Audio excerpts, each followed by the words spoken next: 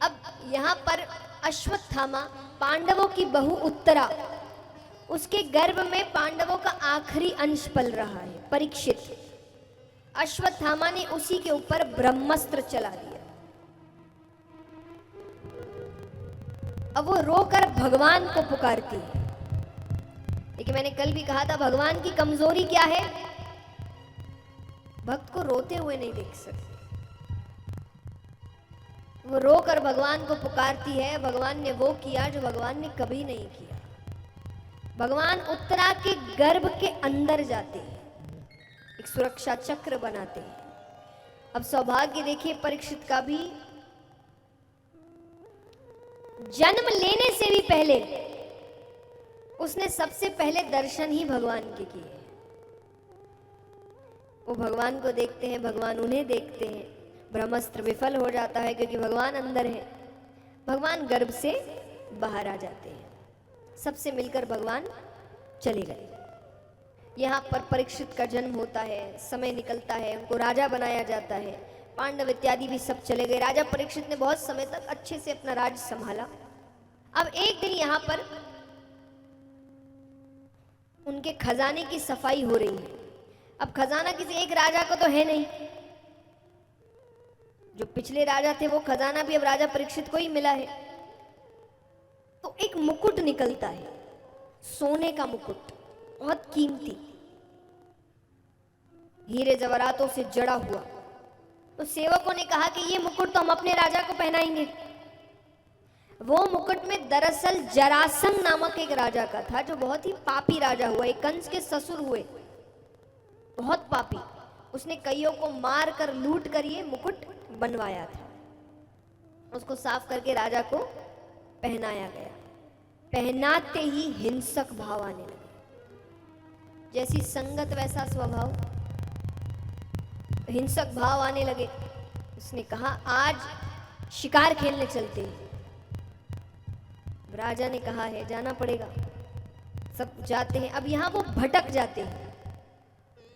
अब उसी बीच रास्ते में राजा परीक्षित देख रहे हैं कि सामने एक व्यक्ति एक पैर के बैल को लाठी से मार रहा है, और बेरहमी से, और नीचे गौ माता पड़ी है अधमरी हालत में, उसे वो हर थोड़ी देर में पैर की ठोकर मार रहा है। तो राजा ने कहा कौन है जो मेरे राज्य में ऐसी क्रूरता का कार्य कर रहा है? उसने कहा कि तुम कौन हो? वो व्यक्ति कहे मेरा नाम कलयुग है। कौन हूं मैं? कलयुग। ये बैल कौन है? बोले ये धर्म है, एक ही पैर। बोले कलयुग में धर्म केवल दान से हुआ। ये गौ माता कौन है? बोले ये पृथ्वी है, इसकी ऐसी हालत होने वाली है। राजा कहे ऐसा समय आने वाला है तो तुम्हारा तो अभी मर जाना अच्छा। तलवार निकालते हैं, मारने लगते हैं कि कलयुग कहे मुझ में लाख अवगुण है, पर एक ऐसा गुण है जो किसी युग में नहीं था। बोले कौन सा गुण? कलयुग केवल नाम आधारा। जो पहले के युगों में भगवान को प्राप्त करने के लिए वर्षों तपस्या करनी पड़ती थी, वो कलयुग में केवल नाम जप करने से मिल जाएगी। उसको ये तो अच्छी बात है, पर तुम मेरे राज्य में नहीं रह सकते। बोले कहाँ जाऊं? बोले वहां जाओ जहां मदिरा पान होता है, जहां जुआ खेला जाता है, जहां नशा होता है, जहां गलत संगत होती है। अब वो मन में कहे कलयुग के ये सारे प्लॉट तो मैंने पहले से ही बुक करके रखे हैं।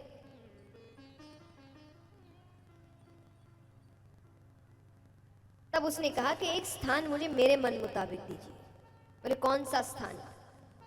बोले मुझे स्वर्ण में स्थान दीजिए। स्वर्ण यानी सोना।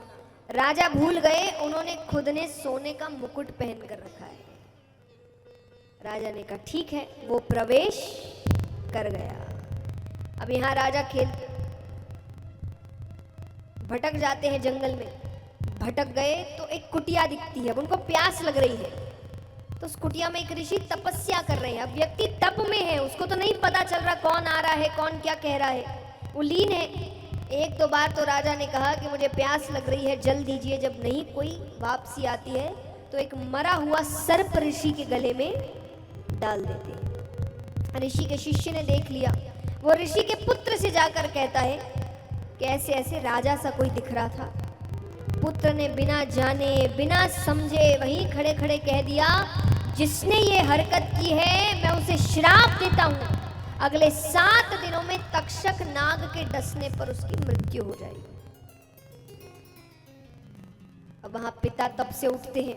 बेटे ने बताया कि मैंने ऐसा ऐसा श्राप दे दिया। पिता ने कहा किसको दिया? बोले वो पता नहीं। वो नेत्र बंद करते हैं तो राजा परीक्षित का चेहरा सामने आता है। राजा परीक्षित ने बहुत अच्छे कर्म किए थे। कहते ना, हर कथा से कथा की सीख तो है, पर हर व्यक्ति अपनी खुद की भी एक सीख निकालता है, क्योंकि सबका जीवन अलग है। तो इस कथा से मुझे जो सीख मिलती है मैं आप सबके साथ जरूर बताना चाहूंगी कि जब उनका चेहरा आया राजा परीक्षित का तो ऋषि उदास हो गए। ऋषि ने कहा कि ये तो ऐसा नहीं है, ऐसा क्या हो गया कि इसने ये हरकत कर दी? तो मुझे ये सीख मिलती है, जिंदगी जीनी है तो ऐसे जियो, कि अपनी जिंदगी जीनी है तो ऐसे जियो कि अगर आपसे कुछ गलती भी हो जाए तो गलत आपको नहीं, आपके समय को ठहराया जाए। कि व्यक्ति तो अच्छा है, समय खराब चल रहा है, इतने अच्छे से जियो। तो राजा परीक्षित ने कितने अच्छे पुण्य किए होंगे कि आज इतनी बड़ी गलती करने के बाद भी जिसके साथ किया वो भी उनकी तरफ खड़ा है कि ये गलत नहीं है, जरूर कुछ गलत हुआ है, वरना ये ऐसा काम कर ही नहीं सकता। तो राजा परीक्षित के पास वो जाते हैं, उनको बताने कि आपको ऐसा ऐसा श्राप मिला है। राजा परीक्षित ने उसी वक्त अपना राज्य छोड़ दिया। अब यहां पर सारे ऋषिगण एकत्रित हुए हैं कि ऐसा क्या करे कि इसको 7 दिन में मुक्ति मिल जाए। मानो भगवान ने ही कृपा करी हो, सामने से शुकदेव जी आ रहे थे। तो सभी ऋषियों ने उनसे प्रार्थना करी कि आप राजा परीक्षित को श्रीमद् भागवत कथा सप्ताहपरायण सुनाइए। वो मान गए। तो आपको नाचते हुए तालियों के साथ कहना है बाबा से, क्या? ओ बाबा सुन लो हमारी बात,